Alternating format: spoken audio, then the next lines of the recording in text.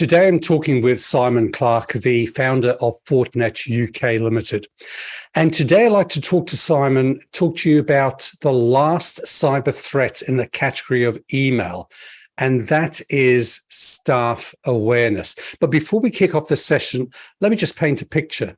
Untrained staff often use similar easy-to-guess passwords for everything, both personal and business. Often their usernames are the same too. Their credentials are often stolen without their knowledge due to websites they visit being compromised.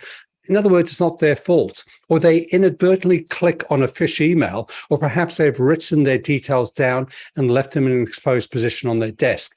What would be a good description of some of the issues that we're facing here, Simon?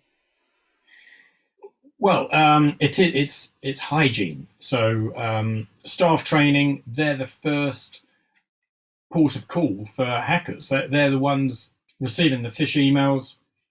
They're the ones that hackers are trying to get to click on those PHISH emails.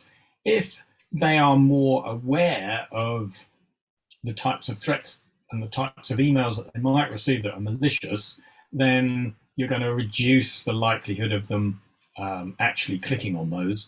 And of course, the upshot of that is that their details are less likely to become available in the dark web and available to hackers to then try and access other areas of your organization. So go back to some simpler terms. What are some of the tricks that cyber criminals are using to get people to release valuable information about themselves? Well, lots of ideas, but a classic would be with COVID. There was lots of emails about COVID, people would click on them, and it would ask you questions, surveys, and things like that. Or another one more recently is, of course, with Ukraine and Russia. There's lots of emails about that, and people are interested, so they open up the emails and they start putting details in.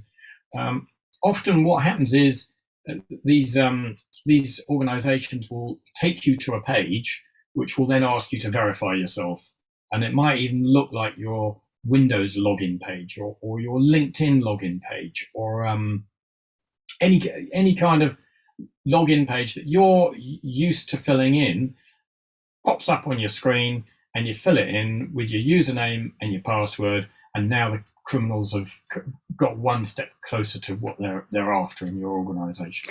So I'm going to ask an obvious but probably silly question. What is the criminal's ultimate goal? Well, it's going to be two things. One is that they want to infect you and your company with ransomware, so they can charge you money for that. But also they want to steal information. And if they can steal information, particularly if they can steal personal information like credit card details, passport numbers, national insurance numbers, they can sell that information in the dark web for quite considerable amounts of money, or they can use it to actually impact you directly. Well, we're talking about staff awareness. So how can an organization significantly reduce the chances of being successfully attacked?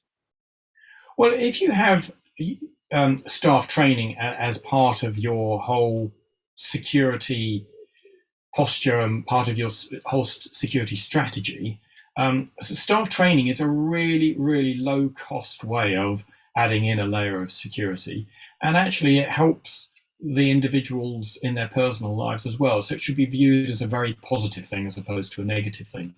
And these aren't putting people into classrooms and having them offline for an hour and a half, giving them face-to-face lessons. These are sending them a PHISH attack, a legitimate PHISH attack from your systems to see who is susceptible to what type of attack.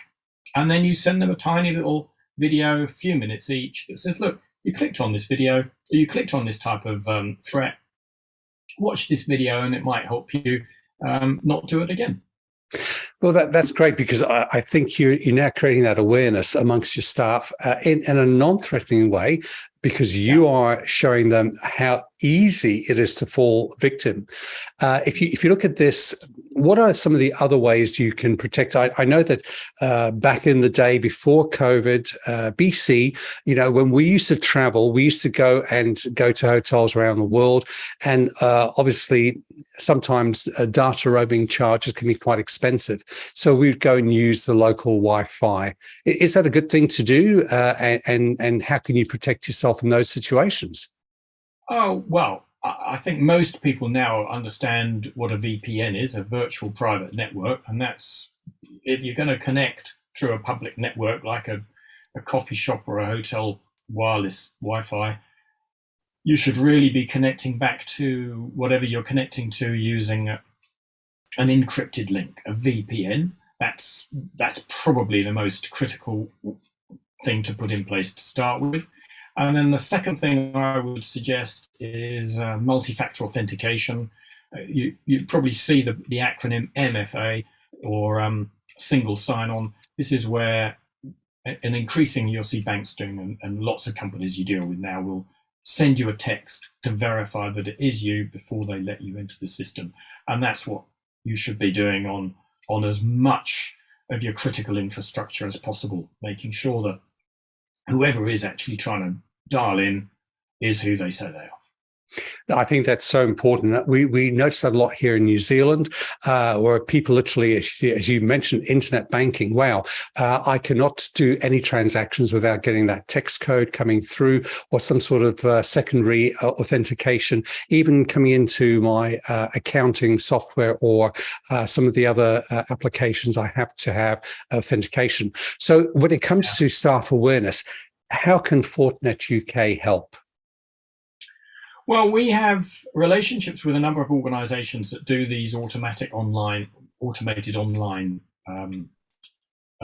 simulations, but we also have our own managed service. So, it's a very low cost way to roll something out, and we can do that on behalf of our customers. Fantastic. Well, look, it sounds as if you are well placed, because not just you, but again, I have to ask the question, is this just something suitable for large organizations with deep pockets? No, absolutely not. Every company can afford to train their staff. It's as low as like £4 a month or something per employee. It's a really low overhead, and it takes up so little amount of their time. There's no reason not to do it. So really, you're talking about something that's not going to be intrusive on their time, something is going to be low cost to do, for about £4 per person per month. It sounds like a no-brainer. So if people want to get hold of you and Fortinet, what's the best way to do that, Simon? Easy peasy. Look at our website, www.fortinet.co.uk. Go to our contacts page. There'll be a phone number there, an email address. And if you want to book a complimentary session with us to see if we can help you, or to just understand what some of your challenges are, there's a Calendly link as well, so you can find something that suits your own personal diary. Well, I'm going to say that what you shared today is pure gold. It's not expensive, doesn't take a lot of time. And if I was you, I'd be getting hold of Simon and the team at Fortinet as quickly as possible. Simon, thank you very much for your time, and we'll speak again soon. Thanks, Elias.